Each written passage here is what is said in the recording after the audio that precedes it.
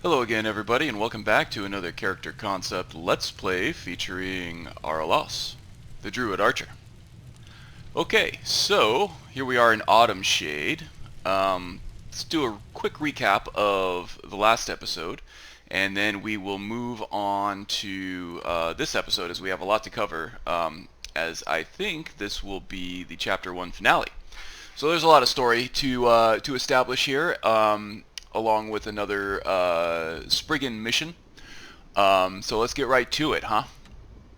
So last episode we cleared out the ruins of Bethalft as a Riften bounty, and we did so in werewolf form.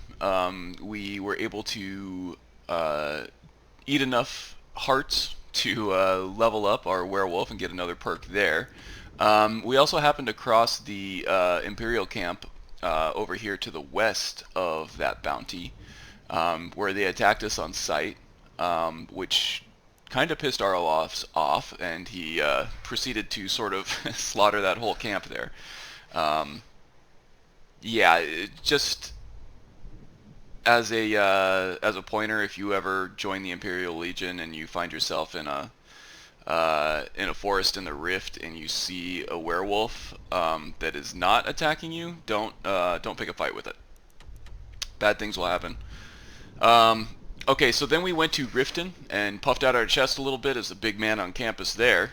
Turned in our bounty and felt pretty good about ourselves a little bit. So that's what happened there. Now we're back at our camp at Autumn Shade, where we are going to talk to our mistress and see if she has anything new for us. Excuse me. Araelas approaches the aspect once again, but the familiar pulsating warmth and air of love and benevolence that he's used to being greeted with isn't there. In fact, he's greeted with nothing. Not even so much as a glance from this creature. It's a very cold and very unusual greeting compared to what Araelas has become used to.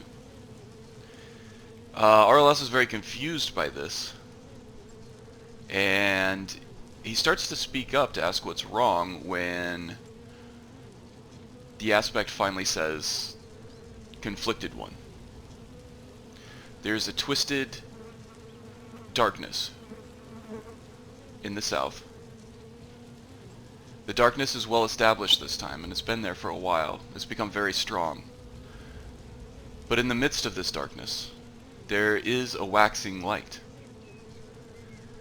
Please, delve into this darkness and retrieve the light. Bring her here so that we might help her flourish. Araelas, still taken aback by this new coldness, this new feeling of emptiness from this creature, is actually quite happy just to hear her speak to him. He takes this as a sign that everything's okay, even though he knows somewhere deeper down that it's not. He nods his head and he said, "It would be my pleasure, my mistress." With that, Araelas bends his ear toward the forest, and it guides him to the south. Well, that was odd, huh?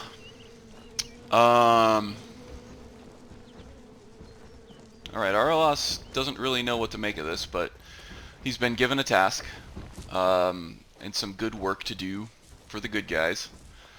So he's going to take that, if that's all he can get from this creature. And we're going to do what she asks. So, we're going to go ahead and make our way south.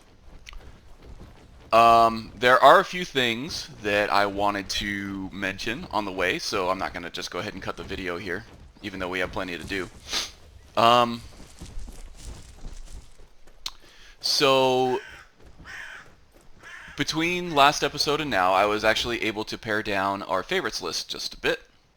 So now I'm only it's a much smaller list. I'm only favoriting the things that we're actually going to use, especially in terms of spells. Um, our archery is not really progressing as fast as I would like. This build is supposed to be foremost an archery build, as I wanted to explore the archery tree in Ordinator. So I'm going to kind of give the Druid magic a little bit of a break this episode, as I kind of reevaluate how I'm going to go about doing that. Also, one of the biggest changes I've made is that I have went ahead and made the jump to Master Difficulty. I think this will really sort of force me to use the tools that Araelas has more effectively, and kind of create more interesting gameplay.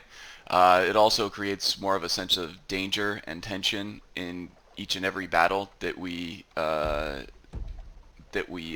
partake in from now on. If this gets to be a little bit too much for me, I might turn that back down, because we're coming from Adept. We jumped up 2 difficulty levels since the last episode, so hopefully that's not going to be too much for Araelas to handle, too much for me to handle. So here you see me exercising some Druid magic. Reynos' fins, as you can see, it really increases swim speed, like a lot. I think we're swimming faster than we're actually running at this point.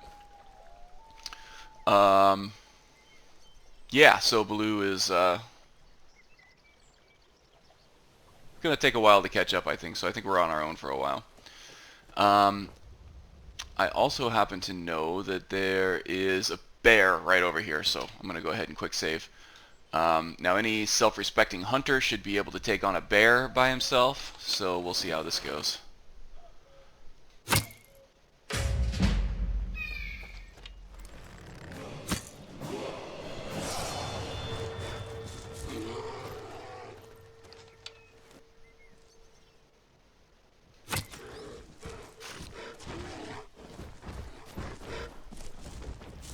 Alright, we need to find some terrain here fast.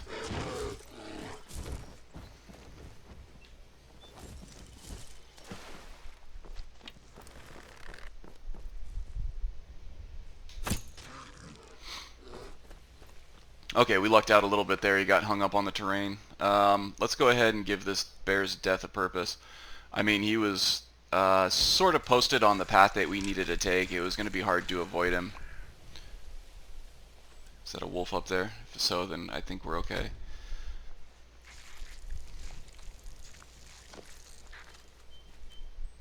So this answers the question that we had previously about whether or not our affinity with wolves, now that we were a werewolf. Oh crap. Okay, I thought that was another bear. Scared the crap out of me.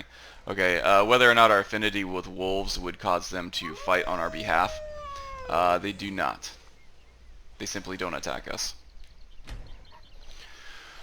Okay, so let's go ahead and listen to the forest and tell us where this darkness is. I mean, we can feel it at this point. It is pretty thick, as the Spriggan mentioned. It's very established, too. It's not a growing darkness like what we're used to facing. We're not nipping this one in the bud. We're going into a fully fledged dark establishment here, which is a little bit unnerving for Araelas. Here it is. There's nothing particularly foreboding about it here in the daylight, but Araelas being able to sense the danger within, this thing looks really creepy.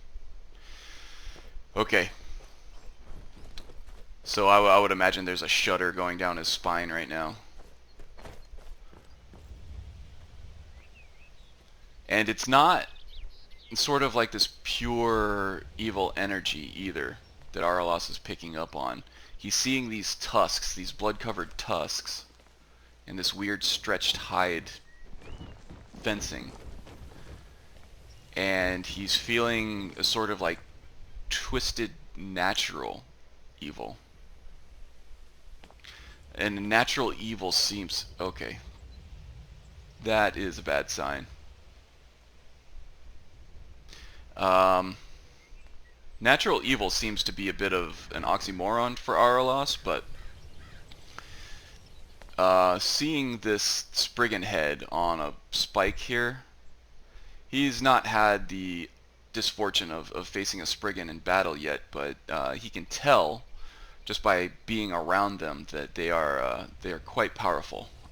So whatever awaits him in here is quite formidable.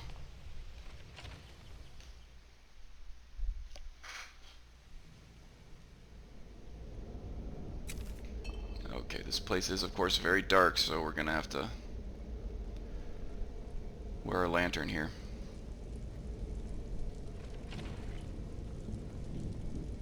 Uh-oh.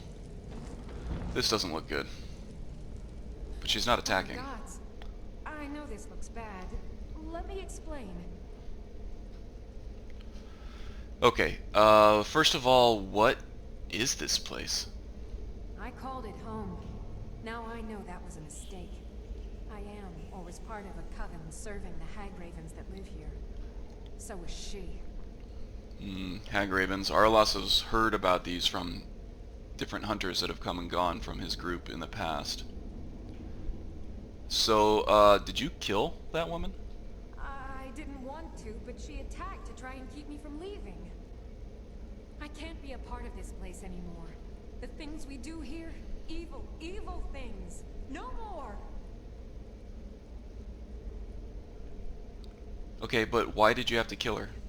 We were supposed to find a sacrifice. Human sacrifice. I told her I couldn't do it, and she attacked. I've done horrible things living here, but never taken an innocent life. I couldn't just find some person for them to kill. Okay. So, taking a life to save a more innocent life, that's something that we do on a regular basis, so we can see where Ilya is coming from here. And it's also becoming apparent that this is the waxing light that that the Spriggan sent us here to rescue. So what did you need a sacrifice for? The initiation. My mother is going to become one of those things. I can't be a part of that. Gods, I can't run away from this. I have to stop her. I'm going up there to stop her. This cycle must end. I don't know what brought you here, but I could use your help if you're willing. Well, let's just say one of the good guys heard your pleas, and I'm here to help. Good. Follow me. We have to fight our way up. I don't think anyone else here is about to have a change of heart. Okay, so it looks like we're charging right in. Alright, so I guess we're going to be more of a support ranged option. She's aggressive enough. She's probably going to be a tank along with Blue, so let's try to keep our distance and let them initiate. Okay, well, she has some pretty strong magic, that's for sure.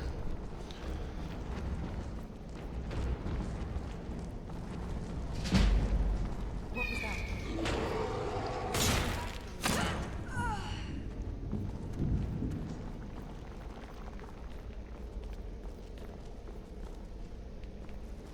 Bit of a blitzkrieg here, huh? Here we go.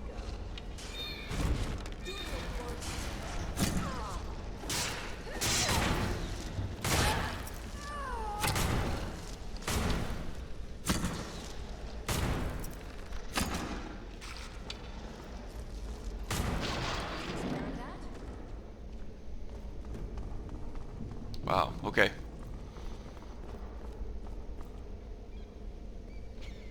Okay, let's see what's hiding behind these spider webs here. Okay, we like loot. Dwarven arrows, we could use those. And a magical blade that we won't be using, but we can sell it. looks like she's waiting on us now. What's in here, I wonder? You want in there? Here's my spare key. Take whatever you want. Oh. Okay, I'll check it out later. After you, miss. Hagraven up ahead. Pull the lever when you're ready and we'll take her. Okay, yeah, Araelas feels some power over here, so we're gonna go ahead and quick save, just in case anything goes sideways. Let's go do it.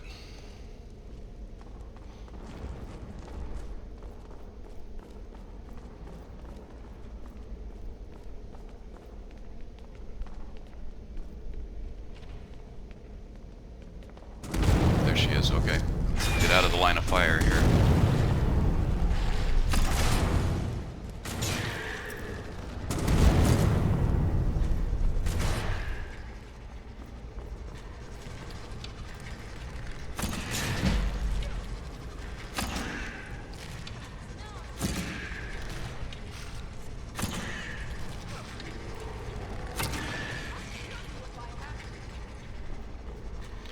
One happy side effect of playing on Master difficulty is that all NPCs do double damage and take half damage. So Ilya and our bear are going to be quite strong here, which helps.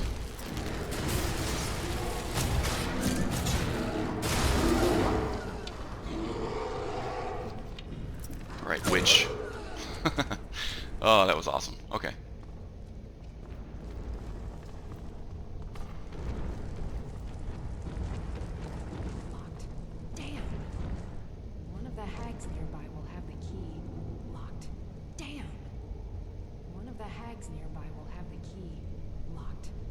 Oh, now she's in full rap mode. Okay, so I guess we gotta find a key.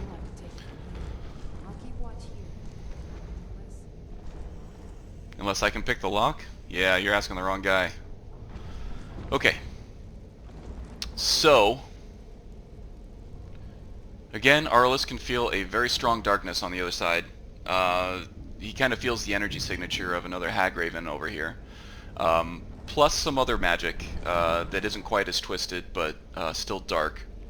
So, okay, since we don't have Ilya backing us up, and I don't think Baloo is going to rush in as a tank for us too much, let's get ready for this. So we're going to use our best arrows, which are the Orcish arrows. I think they do 15 damage, as opposed to the 13 of the honed bone arrow. Let's go ahead and get some shock resistance here, just in case somebody on the other side is using shock. And let's go ahead and queue up our poison that we were able to draw from the troll's blood. And, most important thing, we're going to F5. Because something tells me that this battle here is going to be hairy, especially on our own. Okay, we hear some wheezing. Is it coming from here? Ah, there she is. Foul beast.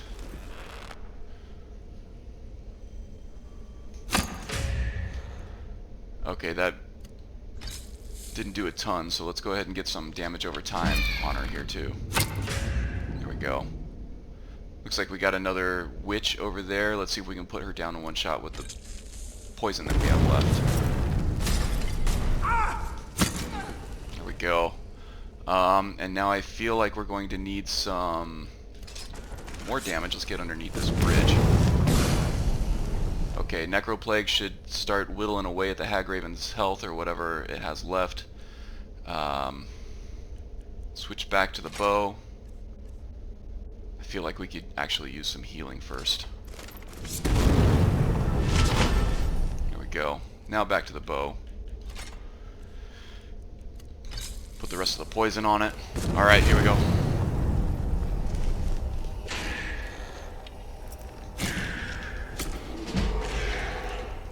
Ah, okay.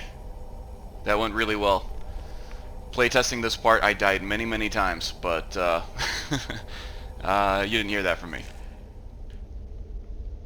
I am masterful at this game, and I do very hard things on the very first try, every single time. Okay, so here's the key that we were looking for. Looks like there might be some more loot in this place.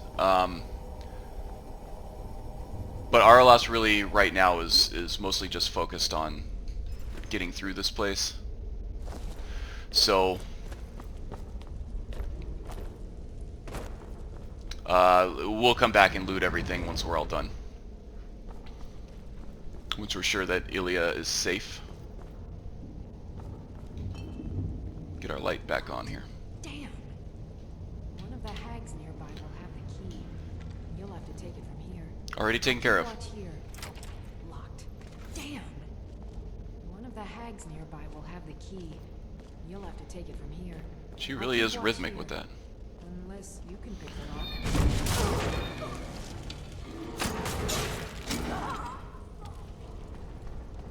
Here we go.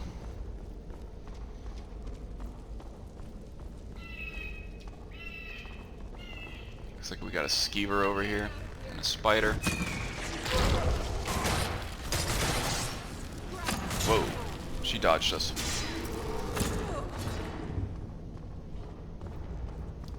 One thing I feel like I need to address soon is I don't like this bow. Its draw is way too long. It takes way too long to fire a shot. I think I need to switch to something a little quicker, which I may address before the next chapter, I think. All right. Mother is just outside this door. I have a plan. Okay, let's hear your plan. I'll present you as the sacrifice. Just play along. While Mother begins the ritual, I'll strike. Then together we can kill her. So Araelas is distrustful by nature, and at first he doesn't like the idea of being presented as a sacrifice at all, in case this is just like some elaborate ruse to get the sacrifice they need for the Hagraven ceremony or ritual. But he isn't feeling any kind of deceptive nature from this woman, so he's going to trust her. So you're going to kill your own mother? Are you sure about this? I've thought this through, and it's the only way. She's too far gone, too corrupted by the hags. At least in death, she can be free again. Enough. Let's go. Very well. I'll follow your lead.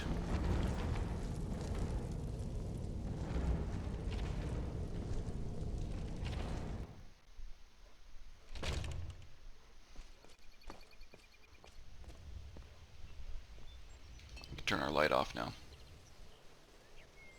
Waiting on you.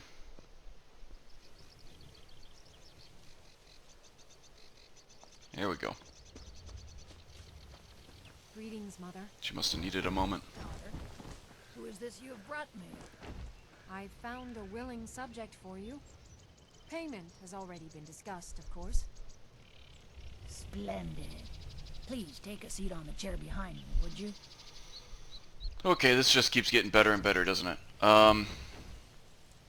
Araelas is already distrustful by nature, but he really doesn't like being taken off his feet in the midst of danger here. But we feel a sense of benevolence from Ilya, and even though the Spriggan has been acting weird back at Autumn Shade, Araelas doesn't think that even she is capable of this kind of deception. So we'll go ahead and quick save it here, but we'll take a seat. Subject now. Okay, looks like Ilya's making a I move. can't let you do this, Mother. You have to die now. Okay, that's our cue. Hello.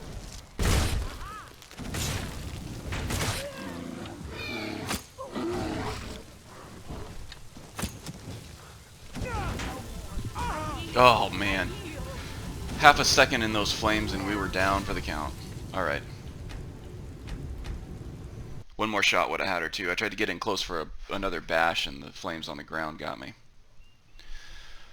Well, I'll just prepare the subject. this goes to show you that sometimes it's not as easy as it looks. Master difficulty is I can't let you do this, Mother. You have to die now. some hardcore stuff. Is someone there? What are you looking at me for? She's the one blasting you. Oh boy. I don't know why she came at us immediately. Let's try that again.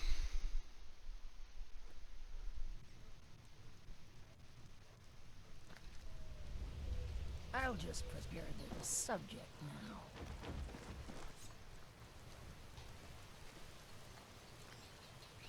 I can't let you do this, Mother. You have to die now. Hello!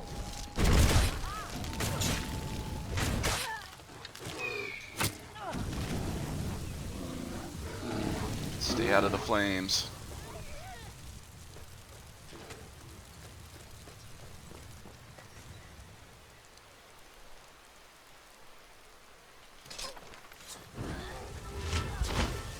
Okay, looks like she might have been taken care of there. Alright, there's Elia.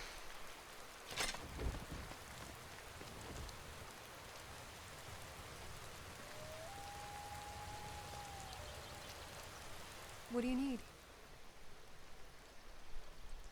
I'm sorry for what you had to do to your mother. Don't be sorry for me. I just... If I would have known it would come to this... Mother... Keep Mother's staff. Think of it as payment. I want to leave everything from this cursed place behind. Goodbye. And thank you.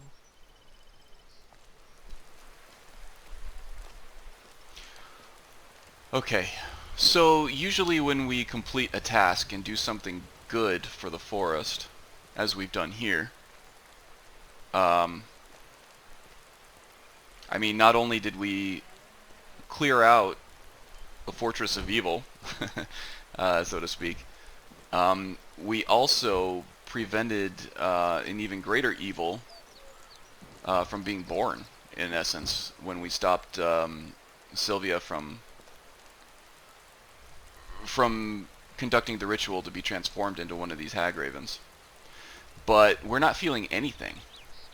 Araelas is used to that familiar little pulse of warmth from Autumn Shade clearing as kind of an acknowledgement, a little pat on the head from his mistress over there. But even now, Araelas is concentrating, really focusing on that area over there, and he's not feeling anything. So now he's considering Elia. We were supposed to bring her back to Autumn Shade, but he doesn't feel like he can at this point. And it doesn't really have to do too much with the weirdness that he's sensing from the Spriggan, even though that has some part of it, that does play a part in it. Now that he's met this girl, he senses the light within her, and he also senses the suffering that she has felt. She's basically been forced all of her life to play minion to these dark creatures and these evil people. And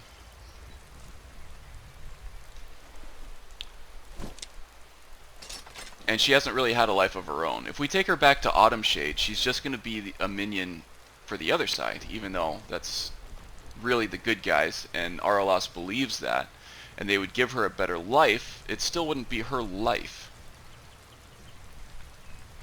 It would be the life that they had set aside for her. And Araelas doesn't like that. This poor girl has never felt any sort of freedom. She doesn't even really know who she is. So Araelas is going to give her that. He's going to leave her alone for now. But I don't think this is the last we're going to see of Elia here. So our next steps here, we're going to go back to Autumn Shade and sort of confront the Spriggan there on all this weirdness. And hopefully something will come to a head and he'll get some answers about the strange coldness and the strange distance that he's been feeling from something or someone that he has come to love. Wow, cool trick. Our old wolf couldn't do that. That was cool. Anyway. So yeah, we're gonna confront her a little bit and see what's going on, see if we can get some answers. But first, on the way back, I am going to run through all this stuff again and loot everything that we missed the first time. So I'm probably going to go ahead and cut the video here. I'm going to profit, and then I'll see you back in Autumn Shade for our confrontation with our previously beloved mistress. So here we are back in Autumn Shade. where we approach the aspect of the forest to kind of confront her about this this weirdness we've been sensing from her. As Araelas approaches the aspect, he again feels the strange void. He begins to speak up to confront her about this emptiness growing between them. But before he can say anything, the aspect speaks up and says, "Conflicted one, we sense that you have vanquished the evil, and yet, where is the child of light?" Araelas hesitates for a moment. He is not really quite sure how to break the news to this creature that he has decided to go against her wishes. The child needed some time to herself, he says. "I see," the Spriggan says.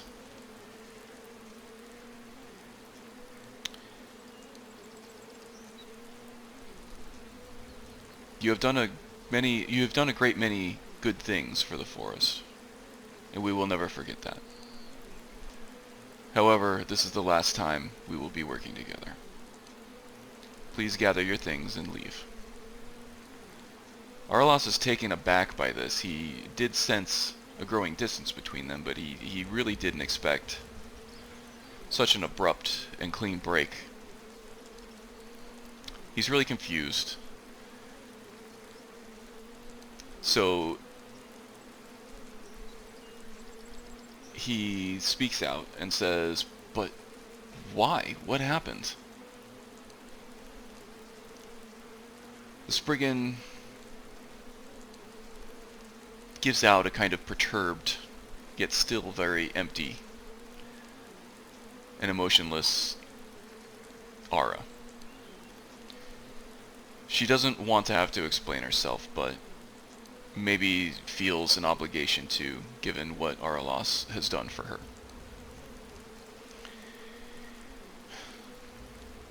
"You kill as you always have, conflicted one. Yet the reason for your killing has changed.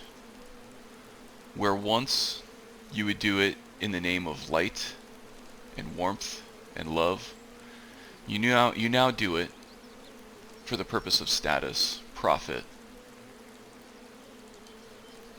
and personal enjoyment. This is not the way of the forest. We cannot be associated with one such as you." Araelas feels a cold shudder go down his spine. He knows somewhere deep down that she's right. But I thought my conflicted nature was precisely why you chose me to do these things. Indeed it was. But your conflicted nature has shifted too far to the dark, and I'm afraid we can no longer count you as our allies. Please leave this area at once. Araelas is still a bit stunned by this, but he has no wish to quarrel with this entity. He still has great love for the forest and great love for this entity, even though that's not being reciprocated anymore. So he will do as she asks.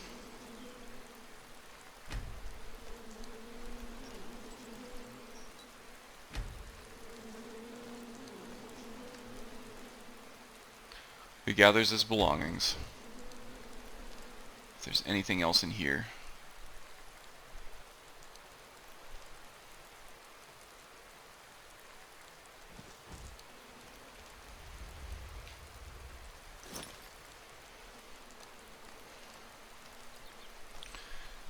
And he begins to wander away from Autumn Shade.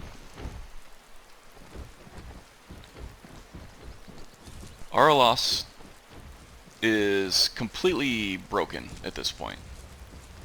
He is completely heartbroken. All of his life he has felt completely alone amongst the other hunters in his group. He has always felt a kinship to nature, though. And when nature had manifested itself as this Spriggan in Autumn Shade and drew him into her embrace, he felt like he had had something that he had never had before in his life. A sense of family, a sense of belonging, a sense of being with someone. Whereas he had pretty much resigned himself to feeling alone for the rest of his life. He was pretty content being alone, but the warmth and love that he felt from this creature was a bit of an awakening for him. He feels a sense of humanity within himself that he hasn't felt before, ever. Or at least that he can remember feeling. So now to have this suddenly ripped away from him is pretty devastating. And I think the the weather here is pretty appropriate. Skyrim does have a tendency to help you out with your imagery a little bit when you're doing these Let's Plays and telling these stories. So thanks, Skyrim. I appreciate it. So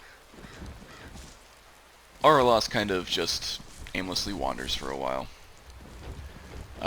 He does still feel a connection to the forest, even though he felt an emptiness in relation to the aspect itself. The forest still speaks to him. Now this can mean a few things.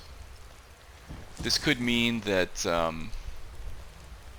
the forest is appreciative of what he has done for it, and has chosen not to sort of take away these gifts that have been bestowed upon him. Gifts, as in being able to listen to the forest, being able to communicate, at least in that one-sided way. He's still able to use the Harrier to target specific animals that need to be culled. He still feels the beast within him. And he still has access to all of his druidic abilities, his spells, his alteration spells, and his restoration spells. However, he just doesn't feel like that communication is being reciprocated. It's not a two-sided communication anymore. So it could also mean that these gifts were not given to him by the aspect of the forest, that maybe they were just latent within him this entire time anyway. That the aspect did not gift him these abilities, but they'd always just kind of been there the entire time. And she would in fact not have the ability to remove them anyway.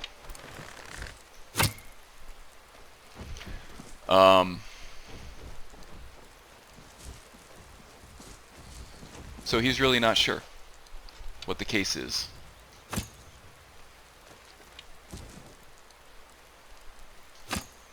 In this situation. Okay, this fox is acting very janky. There we go. So as we can see, the Harrier is still active. It's still giving us, the forest is still giving us animals to target, and gifting us with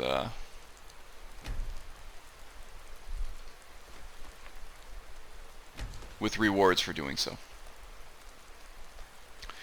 Okay, so I think at this point Araelas is just going to kind of aimlessly wander for a little bit until he finds something that kind of pulls him out of this misery.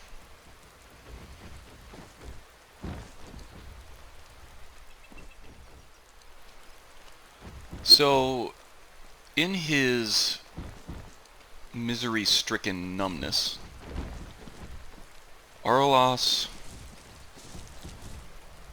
wanders aimlessly until he picks up a familiar feeling. A sort of sense of familiarity from his past.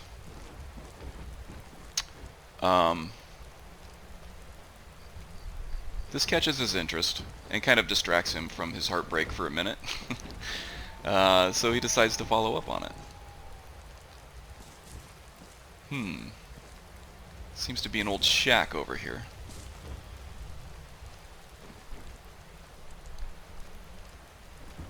Froki's shack, in fact.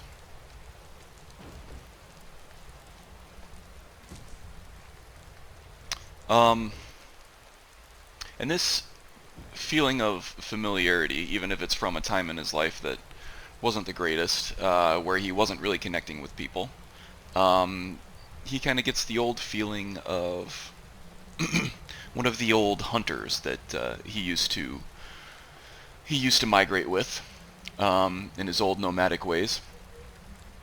And his current state of kind of rejection and heartache and loneliness that he's never felt before in his entire life, he's drawn to this familiarity. It brings him a sort of comfort now, as where it brought him restlessness before.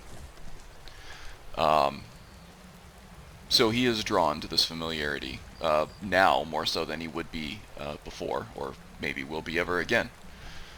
So something is beckoning him inside of this shack.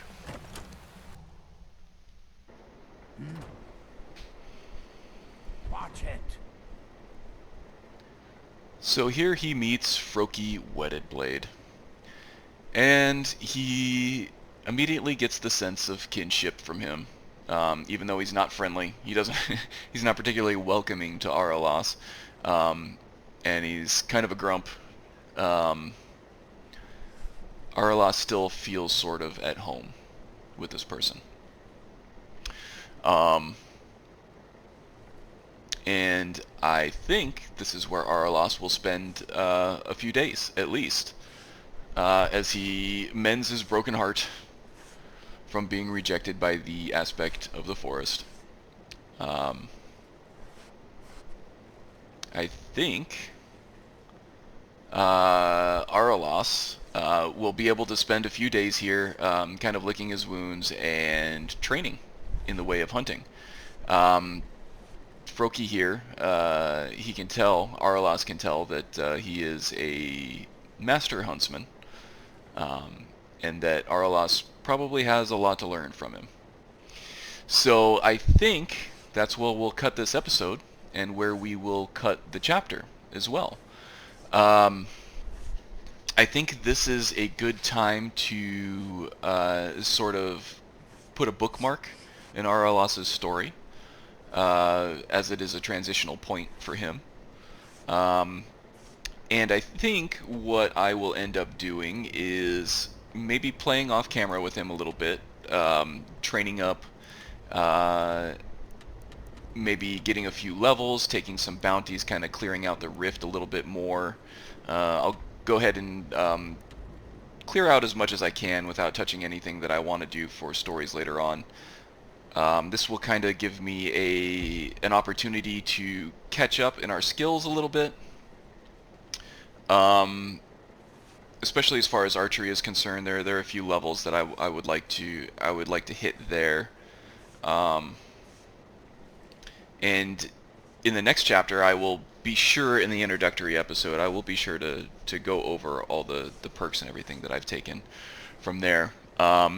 I think our equipment is also getting a bit stale. I mentioned earlier that our bow, the draw speed on that is just too slow right now for this character concept, so we'll see about getting some new equipment, maybe some new armor, to sort of mark the transition in Araelas' story. This will also give me a moment. Well, look at this. Another city rat crawled outside the walls. Not exactly a city rat, but Tell old Froki about your supposed divides. yeah, we'll see about that. We'll talk to Froki a little bit later. But yeah, this will also give me a chance to decide where I want to take Araelas' story next. There are two main branches that I can follow here, and I just have to decide which one I want to go with. So yeah, I think that's it. Thanks for watching all the way through this first chapter. The second chapter will pick up probably in a week or so. I don't think I'm going to take that much time off, because I do enjoy doing this a lot, and I'm having a lot of fun with it, so I won't be gone for very long. In fact, there might not even be a pause at all, because I do record these well in advance, and I edit them and upload them in sort of a staggered manner, so there's always probably going to be a constant stream of released videos from me. But yeah, so thanks for watching, and we'll see where Chapter 2 takes us next, huh? Okay, until then, take care. See ya.